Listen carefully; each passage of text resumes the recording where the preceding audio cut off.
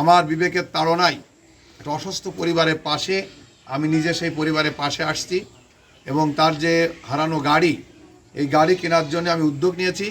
ইনশাল্লাহ আগামী 2-1 দিনের মধ্যেই আমি আজকে নগদ 30,000 টাকা দিয়ে গেলাম। যে টাকা লাগে বাকি টাকা দিয়ে আমি তার একটা গাড়ি কেনার ব্যবস্থা করে দেবো।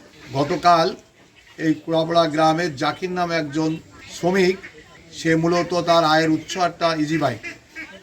সে দীর্ঘদিন যাবৎ অসুস্থ থাকার কারণে এবং অসুস্থতা বেশি বোধ করার কারণে তার একমাত্র সন্তান বয়স 12 বছর, নাম সিয়াম, সেই ইজি বাইকটা চালিয়ে তার পরিবারের সাংসারিক খরচ সহ তাদের জীবন জীবিকা নির্ভর করত। সিয়াম গতকালকে কিছু দুষ্কৃতিকারী তারা সিয়ামকে ফুসলিয়ে এই গাড়ি ভাড়া করে নিয়ে তারা কালীগঞ্জে যায় এবং কালীগঞ্জে যেয়ে তার সাথে তাকে সরায়ে অন্য জায়গায় নিয়ে যেয়ে সে গাড়িটা চুরি করে নিয়ে যায়। এক প্রকার ছিনতাই বা ডাকাতি বলে। এই অসহায় নাবালক শিশু তখন সে তার আত্মনাতে আশেপাশের লোক ছুটে আসে। আসার পরে সেই গাড়ি তারা দুষ্কৃতিকার গাড়ি নিয়ে যায়। এই অস্বচ্ছ পরিবার আজকে সকালে আপনাদের সোশ্যাল মিডিয়ার মাধ্যমে জানতে পারে। আমি তাদের বাড়ির পরে লোক পাঠিয়ে আমি জেলা পরিষদে নিয়ে যাই।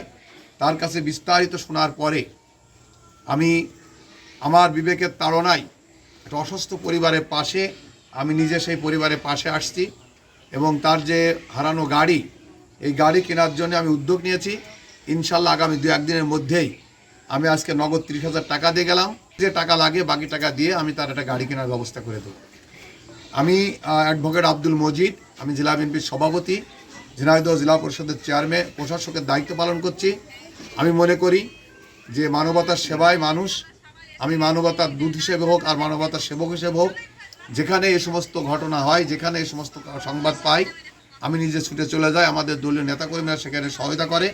কারণ আমাদের নেতা তারেক রহমান বাংলাদেশের প্রধানমন্ত্রী, তিনি দুস্থ গরিব মানুষের পাশে আছে। তারই ধারাবাহিকতা আমরা তার সহযোদ্ধা হিসেবে, তার সারথি হিসেবে আমরা তার সাথে কাজ করছি। প্রধানমন্ত্রীর মানুষের পাশে থাকার কাজ করছি। সেই কাজের অংশ হিসেবেই আমাদের এই কাজগুলো। আমি প্রতিনিয়ত প্রতি মুহূর্তে এমন অসহায় দুস্থ পরিবারের পাশে আছি এবং থাকবো ইনশাল্লাহ। আপনারা আমাদের দোয়া করেন। এই সিয়ামের আমি খোঁজখবর নিচ্ছি এবং আমি দায়িত্ব নিয়েছি, সিয়ামের লেখাপড়ার দায়িত্ব আমি নিয়েছি। সিয়ামের লেখাপড়া করতে যে দায়িত্ব, সেই দায়িত্ব আমি নেব ইনশাল্লাহ।